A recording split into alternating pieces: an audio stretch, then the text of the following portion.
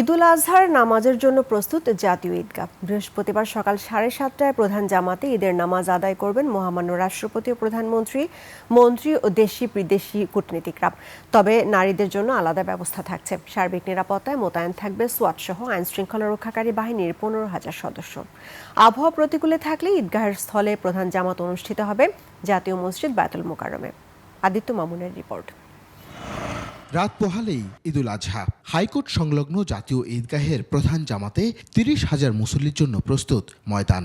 ঈদের নামাজের নিরাপত্তায় নেওয়া হয়েছে 6 স্তরের নিরাপত্তা ব্যবস্থা। ঈদগাহ ময়দান পরিদর্শন শেষে ঢাকা মেট্রোপলিটন পুলিশ কমিশনার জানান, ঈদের নামাজকে কেন্দ্র করে নিরাপত্তার বিষয়ে কোনো ছাড় দেওয়া হবে না। ঈদগাহে মুসল্লিদের ব্যাগ ও দাহ্য পদার্থ বহনে থাকবে নিষেধাজ্ঞা।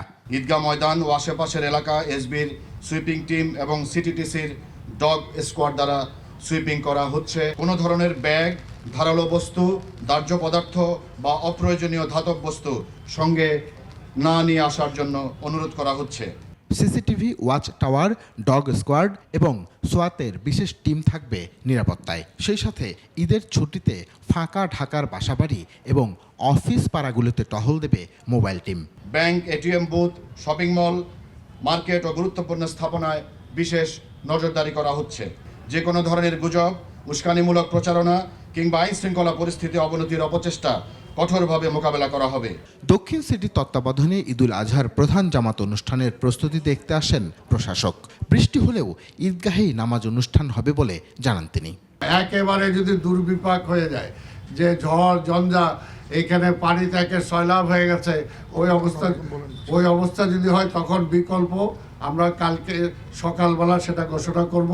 এদিকে ঈদগাহের প্রধান জামাতে মহামান্য রাষ্ট্রপতি, প্রধানমন্ত্রী নামাজ আদায় করবেন 30,000 মুসল্লির সাথে। ট্রাফিক ব্যবস্থাপনা ও সার্বিক নিরাপত্তা নিশ্চিতে সবাইকে সহযোগিতা করার আহ্বান জানান স্থানীয় সরকার প্রতিমন্ত্রী।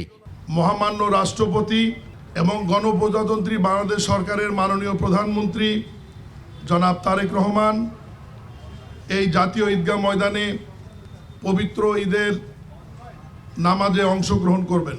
ঈদগাহে প্রবেশে নারীদের জন্য একটি এবং পুরুষদের জন্য 4টি গেট উন্মুক্ত থাকবে। এছাড়া সকাল 7টা থেকে বেলা 11টা পর্যন্ত জাতীয় মসজিদ বায়তুল মোকাররমে অনুষ্ঠিত হবে 5টি জামাত। আদিত্য মামুন, 21 টেলিভিশন, ঢাকা।